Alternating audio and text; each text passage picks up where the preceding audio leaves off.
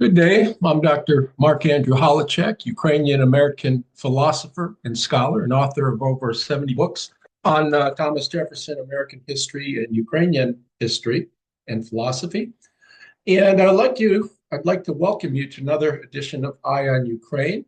I want to begin with a loud shout out to Alexandra Andreev and Kristina Kudryava, who are in the Ukrainian army and are fighting the war so bravely. And these are two of my Facebook friends. Let me start out with a quote from Thomas Jefferson on the absurdity of war. Something, of course, Vladimir Putin does not get. Never was so much false arithmetic employed on any subject as that which has been employed to persuade nations that it is in their interest to go to war, where the money which it has cost to gain at the close of a long war, a little town or a little territory, the right to cut wood here or to catch fish there, expended in improving what they already possess, in making roads, opening rivers, building ports, improving the arts, and finding employment for their idle poor, it would render them much stronger, much wealthier, and happier. Thomas Jefferson. That so beautifully applies to Vladimir Putin. And as you probably know, I finished a book, and hopefully it will be published soon, called Putin's Obsession with Ukraine. This quote applies beautifully to Putin. Russia is the largest country by far in the world. There is so much unexplored territory, so many minerals untapped. To say, for example, that he's going into Ukraine because he wants their rare earth minerals has to be an absurd statement, because there have to be rare earth minerals in abundancy throughout Russia. If Putin would spend the money that he's spending on war to improving the lot of Russian people and exploring the resources of Russia, it's unbelievably, incredibly stupid that he would even begin a war for territorial expansion instead of working with what he has and improving with what he has. Anyways, as many of you know, last night there were some 250 missile strikes on Ukraine, many of which were aimed at Kiev. And that's intentional. It's also, in my estimation, a sign of Putin's desperation. He's trying to fight a war from the terrorist perspective. He doesn't have the wherewithal, the military and the financial wherewithal to conduct the war and to win the war by conventional means. He knows he's losing the war. At least he ought to know he's losing the war. He doesn't seem to. Much has been made in the news of recent attempts. There was the recent attempt to have a ceasefire that backfired as Russia refused to come to the table, and Trump pledged. He said he was angry, and he's going to put some tariffs on Russia, tariffs on nations that do business with Russia, and so forth, and try to cripple Russia economically and force them to come to the peace negotiation table. That didn't work, and Trump doesn't seem so bothered by Russia. He's back to blaming Zelensky for everything that has ever happened. Now, the American cabinet of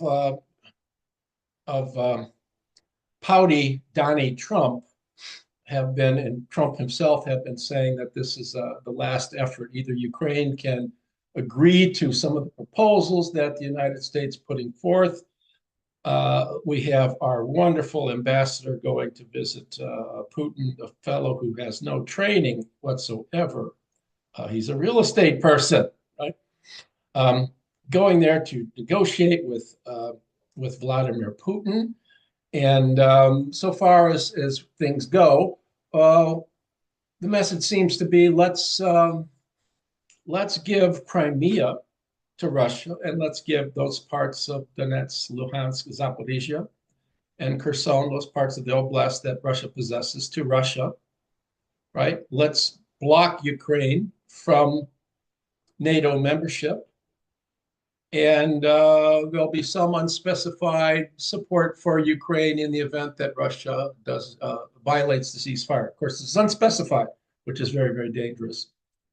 It seems to me that the proposal, the latest United States proposal, has everything to do with giving Russia and Putin everything they want in the country that has been invaded unlawfully, nothing that it deserves. The four oblasts of eastern and southern Ukraine belong to Ukraine. The Crimea rightfully belongs to Ukraine. And yet, Comrade Krasnov is willing to part with all that. And let's have some more negotiations with Russia. We might have some great trade in the future with Russia, right? And of course, American investors would not want to avail themselves of that opportunity. But Trump doesn't seem to understand that because of the riskiness of past ventures that it just didn't pan out. And of course, the probability of, once the war ceases, of Russia retooling and coming back and doing this all over again. Now, Dmitry Peskov said, we want Ukrainian forces to withdraw from Donetsk, Luhansk, Zaporizhia, and Kherson Oblast. And our comrade Krasnov said, Ukraine is very beautiful, is very harmful to the peace negotiations with Russia, and that Crimea was lost years ago under the auspices of President Barack Hussein Obama, and is not even a point of discussion. All right, there typically we find, once again, Comrade Krasnov always belittling people from the opposition political parties. He has nothing good to say about anything of former presidents from the Democratic Party. Comrade Krasnov goes on to say, nobody is asking Zelensky to recognize Crimea as Russian territory, but if he wants Crimea, why didn't they fight for it 11 years ago when it was handed over to Russia without a shot being fired? Well, of course, Krasnov does not understand the Pouty one. Pouty Don doesn't understand that this was when with the Euromaidan protests and so forth.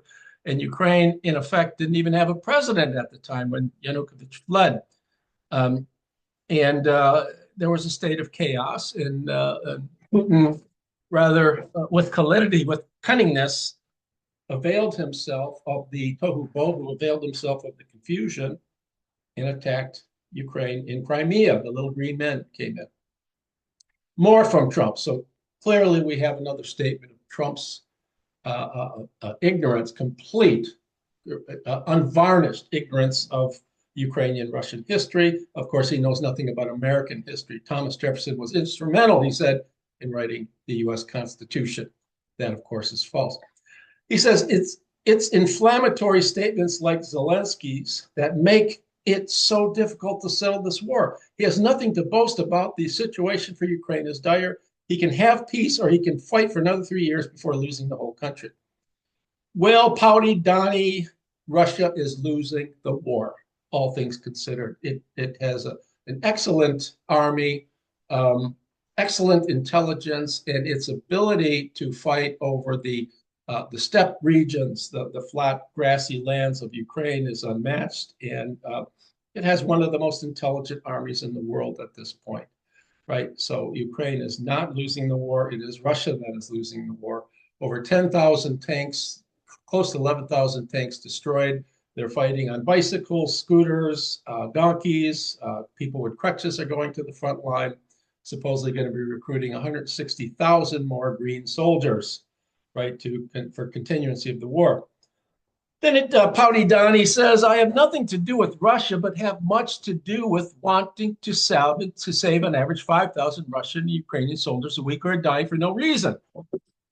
Well, Pouty Donnie, take another time out. Are you constipated, Donnie? You look constipated, but take your time out while I'm talking, and maybe you can get off the chair when we're done. 5,000 Russian Ukrainian soldiers a week are dying. As many as 1,500 Russian soldiers are dying a week, a much lesser number of Ukrainian soldiers. Without question, Ukrainians are fighting using drone warfare to excellent advantage. He claims to be so concerned with the deaths of soldiers. That's not at all true. Trump could give a shit about the people that are dying in the war. All he wants is the recognition of being the American president who stopped the largest war since World War II, right? And then he's going to give a peace award, right? Remember when he had his bout on February 29 with Zelensky in the Oval Office, and he went away. Pouty Don went away. Comrade Krasnov, and made headlines for being a complete ass in treating with absolute disrespect a leader of another democratic nation. You know, he suspended thereafter aid in military intelligence to Ukraine, and that was the direct result was a large number of casualties. And Putin sees these things, and he's aware of these things. He sees these pulses, and he's playing precisely on Pouty Don's stupidity.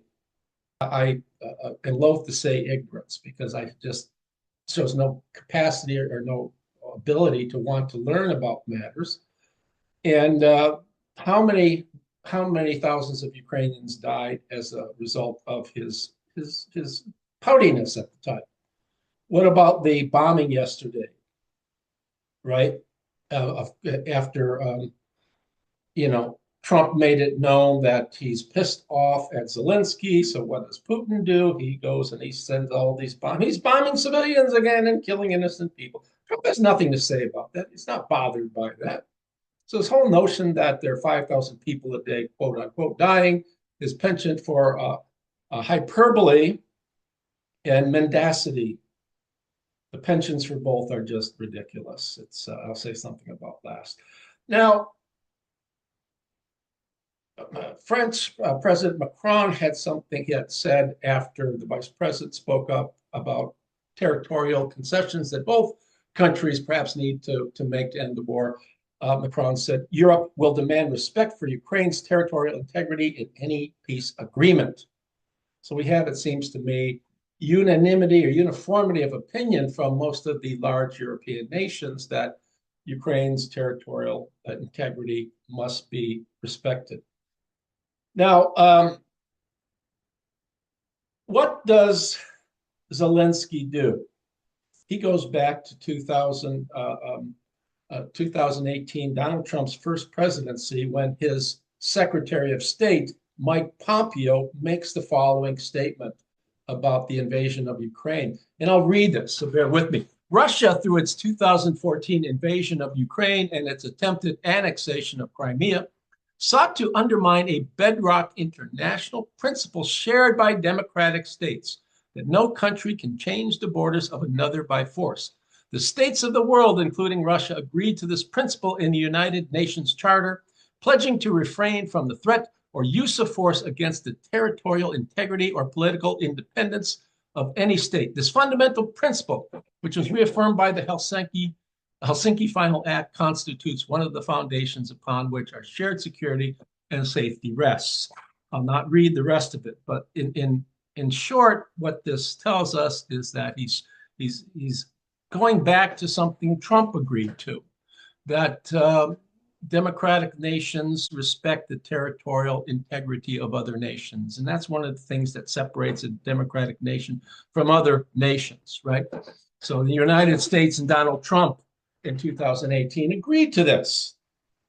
And a beautiful hand played by Vladimir Zelensky to show Trump that he's inconsistent with things to which he agreed earlier in his first presidency. Of course, the American people will not hold Trump accountable. They don't care that Trump is a liar, he's inconsistent, that he exaggerates all the time. I want to go back to Donald Trump. I mean, not to Donald Trump, but to Thomas Jefferson again. As you know by now, I'm a Thomas Jefferson scholar. I have 30 books on Jefferson, 28 of which are published. Jefferson talked about Republican government. He meant what we might call democracy today, comprising the natural aristoid, the natural aristocracy. By that, he means people who are by nature endowed with an abundance of genius. By genius, we could understand intelligence and perseverance, something like that. So it's genius and morality, right? And the hallmark of good Republican governing for Thomas Jefferson is a regard for truth. Now, if we understand that democracies can thrive only when we allow freedom of speech, freedom of expression, so we allow mendacity to have an equal voice, but democracies only work when there is an equal regard for truth, when truth has a weight that falsity does not have, when a person's word, a country's word, means something. And in Russia, they had from Soviet times a department called agitprom, agitation and propaganda, where they are experts and have been for decades experts on using lies and propaganda to great political effect. In fact, Trump certainly was his last election was influenced astonishingly by Vladimir Putin and a lot of money that he put forth to try to convince the American people that the Democratic candidate was a bad person. And but anyways, he has Whitcomb, his wonderful ambassador, has no training, right, as an ambassador. He's a real estate person and a golf buddy. I guess the fact that he's a golf buddy gives him the credentials to negotiate. Why is he negotiating with Putin?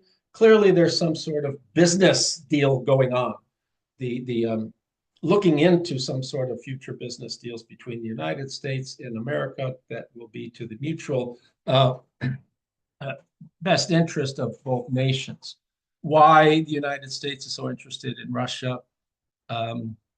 Again, I think the answer is that clearly Putin has something on Trump. And no matter what happens, when Trump said he was pissed off at Putin, right, because he didn't want to come to the table for a ceasefire, what did he do about it? Absolutely nothing. He doesn't give a shit about Ukraine any more than his vice. I want to end with reference to talking about being true to your word. Let's go back to the Budapest Memorandum, which was signed on December 5, 1994. And I'm going to read the three clauses from it. One dealing with the use of force, one dealing with economic coercion, and one dealing with assistance for Ukraine. Now, Ukraine gives up its nuclear weapons, and I think it was the third largest nuclear nation or the third or fourth in the world at the time, and in effect gave up some estimated to be $1 trillion worth of nuclear weapons. Just gave it away to Russia. Why did they give it away? For the pledge of security. Let's read number 2. The United States of America, the Russian Federation, and the United Kingdom of Great Britain and Northern Ireland reaffirm their obligation to refrain from the threat or use of force against the territorial integrity or political independence of Ukraine, and that none of their weapons will ever be used against Ukraine except in self-defense or otherwise in accordance with the Charter of the United Nations.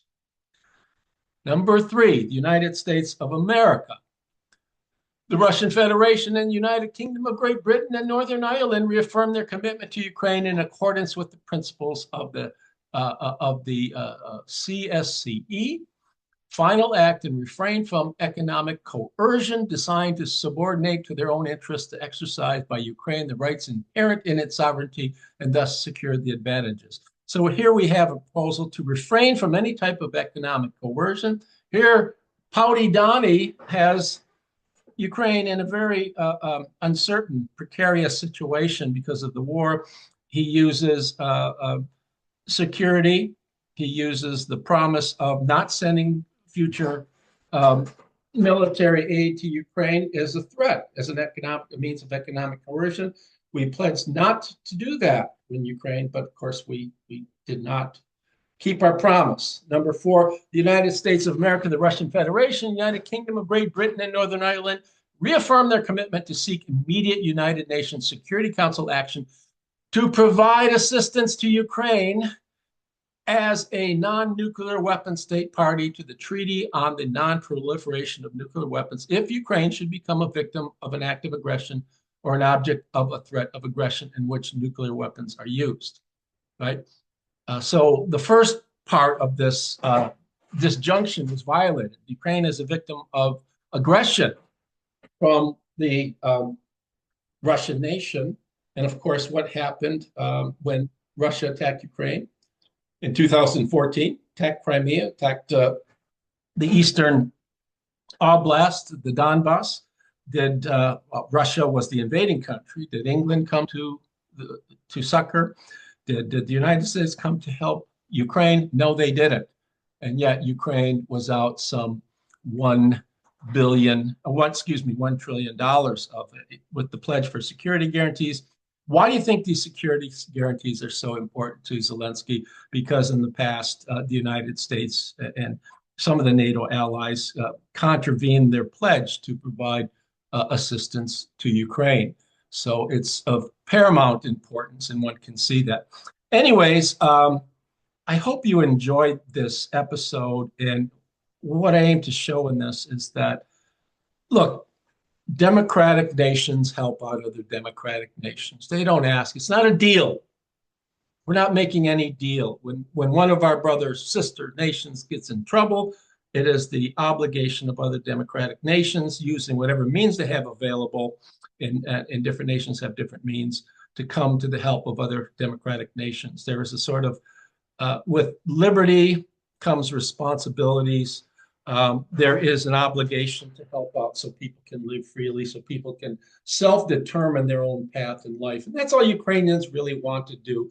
That's why these brave Ukrainian men and women are at the front and fighting Russia. They're not asking for anything, just the right to keep what is theirs, what is rightfully theirs, and to live a life so that their sons and daughters can breathe a free, fresh air. That's all I have to say today. Hope you enjoyed this Slava Ukraini, and we shall do this again in the future. TTFN.